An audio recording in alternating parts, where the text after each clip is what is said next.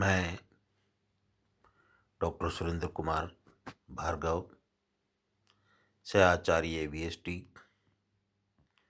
राजकीय महाविद्यालय Khetri. My dear students, ने पिछले वीडियो में ये चर्चा की थी कि बकाया मांगे क्या हैं, इन पर ब्याज क्या है, इनका चिट्ठे में निरूपण किस प्रकार किया जाता है। इसके साथ साथ ही अपन ने कॉल्स इन एडवांस पे भी चर्चा की थी कि यदि कोई अंशधारी अपनी मांगों पर अग्रिम में कोई राशि चुका देता है तो उसे कॉल्स इन एडवांस कहते हैं और उस पर टेबल F के अनुसार 12% ब्याज भी देना पड़ता है। आज अपन इसी पे एक प्रैक्टिकल क्वेश्चन को समझते हैं कि कॉल्स इन एडवांस की किस प्रकार से पुष्टियां की जाती है। तो चलो, प्रॉब्लम आपके सामने है और उसको कैसे करेंगे, पुष्टियां कैसे की जाएगी, ये देखते हैं। विवेक लिमिटेड ने 10 रुपये वाले 4 लाख इक्विटी अंश निगमित किए जो बराबर की 4 किस्तों में दे थे। सभी अंशों के लिए आवेदन पत्र प्राप्त हुए और उनका 1 जनवरी 2018 को आवंटन किया गया। तो 4 किस्तों में कह रहा है, तो 4 किस्तों का मतलब क्या हुआ? 10 रुपये वाले तो 2.5 रुपये एप्लीकेशन, ठीक है, 2.5 रुपये अलॉटमेंट पे, 2.5 रुपये फर्स्ट कॉल पे और 2.5 रुपये हो जाएंगे सेकंड एंड फाइनल कॉल पर। अब आगे चलो। आवंटन राशि 31 जनवरी को प्राप्त हुई। 1 अप्रैल को प्रथम मांग की गई और उसकी धनराशि 30 अप्रैल तक प्राप्त हुई। द्वितीय और अंतिम मांग 1 मई को की गई और 1200 अंशों के अतिरिक्त सभी अंशों पर देय मांग राशि 31 मई तक प्राप्त हो गई। 2000 अंशों के एक धारक ने आवंटन राशि के साथ ही भावी मांग की राशि का पहले ही भुगतान कर दिया। कंपनी के अंतर्नियमों के अनुसार अग्रिम प्राप्त मांग राशि पर 12% वार्षिक दर से ब्याज दिया जाता है। कंपनी की पुस्तकों में उपयुक्त व्यवहारों के लिए आवश्यक जनरल पुष्टियां कीजिए। तो देखो, आपको क्वेश्चन में कह रहा है 4 लाख इक्विटी अंश है, 2.5 रुपये अपन ने कर लिया समस्या कल, और ये कह रहा है कि द्वितीय और अंतिम मांग 1 मई को की गई और 1200 अंशों के अतिरिक्त सभी अंशों पर देय मांग राशि 31 मई तक प्राप्त हो गई। 2000 अंशों एक धारक ने आवंटन राशि के साथ ही तो 12 अंशों के अतिरिक्त सभी राशि प्राप्त हो गई। तो ये तो क्या हुई, आपकी बकाया मांग हो गई, कॉल्स इन एरियर्स हो गई। और दूसरी बात कह रहा है ये 2000 अंशों के एक धारक ने आवंटन राशि के साथ ही भावी मांगों का पहले भुगतान कर दिया, तो ये कॉल्स इन एडवांस हो गई। तो कॉल्स इन एडवांस पे 12% की दर से ब्याज दिया जाएगा। तो चलो, जनवरी 1 को जब एप्लीकेशन लोटेड करेंगे तो उसकी एंट्री होगी bank account DR to equity share application account. तो 2.5 रुपये से 4 लाख को गुणा कर देंगे, 10 लाख रुपए से ये पुष्टि हो जाएगी। और इक्विटी शेयर एप्लीकेशन को फिर अपन ट्रांसफ़र कर देंगे कैपिटल अकाउंट में, तो पुष्टि की जाएगी जनवरी 1 को equity share application account DR to equity share capital account, वो भी 10 लाख से की जाएगी। ठीक है, फिर जनवरी 1 को इक्विटी शेयर अलॉटमेंट ड्यू की राशि की जाएगी। जब अलॉटमेंट ड्यू की से करेंगे तो आपके पुष्टि की जाएगी equity share allotment account DR to equity share capital और ₹2.5 इक्वल है, इसलिए ये अमाउंट भी आपका आ जाएगा 10 लाख रुपए। ठीक है। अब क्वेश्चन में कह रखा है आवंटन राशि 31 जनवरी को प्राप्त होती है। 31 तारीख को प्राप्त होगी तब आप पुष्टि करोगे bank account DR to equity share allotment account.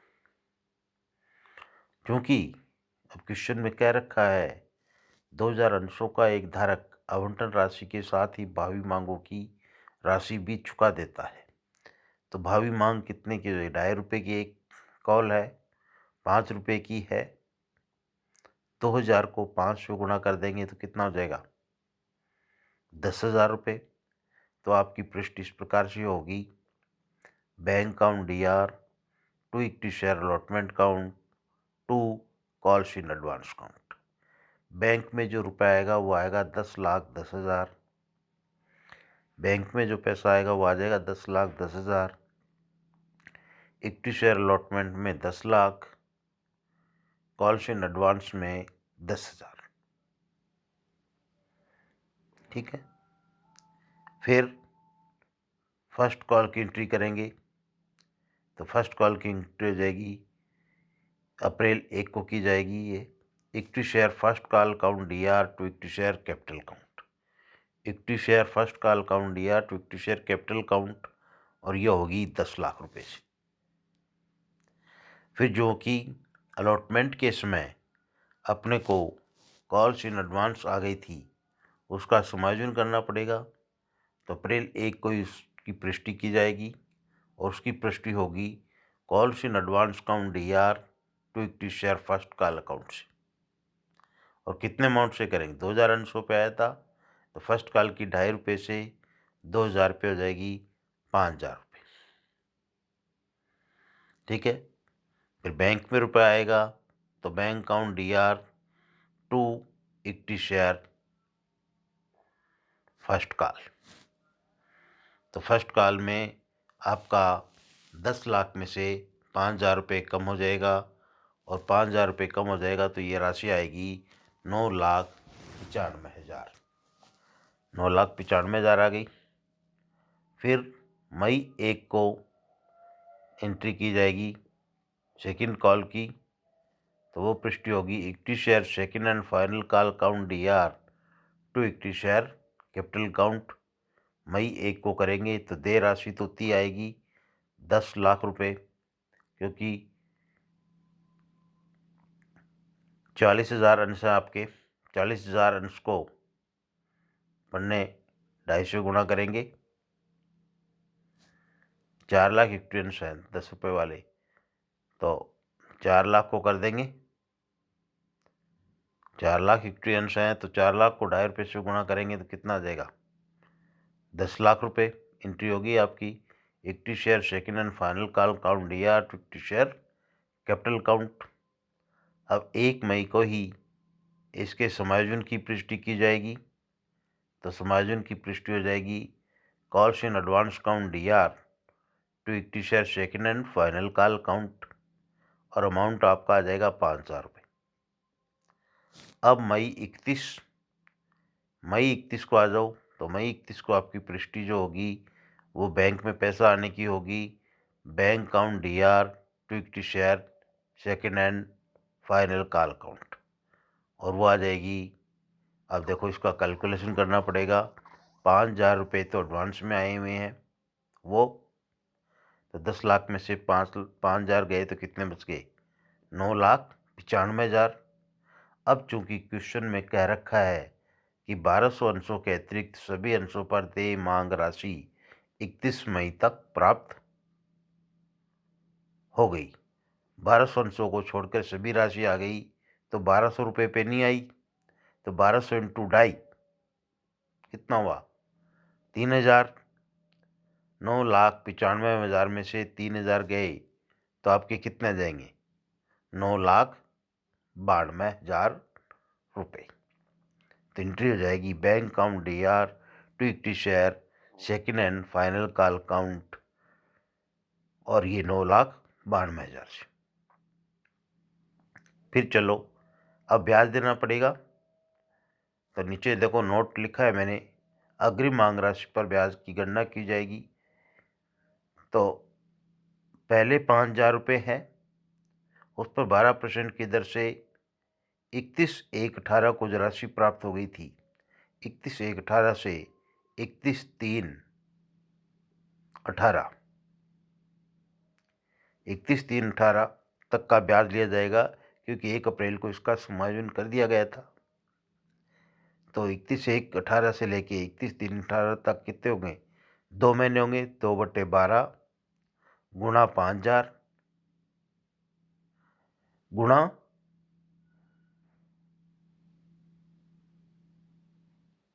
2/12 गुणा 12/100 गुणा 5,000। ठीक है, तो 12% 5,000 का कितना आया, 12% आता है 5% का 600 रुपये, और 2/12 तो 1/6, तो आपका आ गया ये 100 रुपये। ठीक है, फिर 5,000 पे सेकंड कॉल। तो सेकंड कॉल जो होगी आपकी, वो चलेगी 31/1/18 से लेकर के, इसकी पुष्टि कब की जा रही है, ड्यू की, बैंक में आने की 31 मई को, और ड्यू की हुई 1 मई को। तो 30/4 तक वो हो जाएगा 3 महीने का। जनवरी तो चलेगी, फरवरी मार्च अप्रैल, तो आपका 5,000 गुणा 12/100 गुणा 3/12, तो 12% शायद कितना, 600, 3/12, तो 3 का 12 में भाग दिया 4, 150, 100 प्लस 150 आपका आ जाएगा 250, जिसको नीचे हमने वर्णन कर रखा है कि किस तरह से ये 250 रुपये आ रहे हैं। ये अग्रिम मांग राशि पर ब्याज की गणना के हैं, और आपको परीक्षा में भी इसको वर्किंग नोट के रूप में आपको दिखाना पड़ेगा। तो ये है इसका। फिर इसकी पुष्टि करेंगे ब्याज की, तो वो पुष्टि हो जाएगी, interest on calls in advance count DR to bank count 250 रुपये, amount of interest on calls in advance paid. ठीक है, और जब फिर ये पैसा statement of profit and loss account में ट्रांसफ़र किया जाएगा, तब आपकी मई 31 को पुष्टि की जाएगी, statement of profit and loss account DR to interest on calls in advance account 250 250, और नरेशन लिख देंगे इसका, interest transfer to statement of profit and loss account. ये मैंने पिछले वीडियो में ही कहा था कि अपन एक प्रैक्टिकल क्वेश्चन लेकर के बकाया मांग और कॉल्स इन एडवांस को समझेंगे। इस प्रॉब्लम को आप करेंगे तो आपके बकाया मांग और अग्रिम मांग से संबंधित बातें समझ में आ जाएगी, और इन पर ब्याज की गणना कैसे की जाएगी ये बात भी समझ में आ जाएगी। That's all.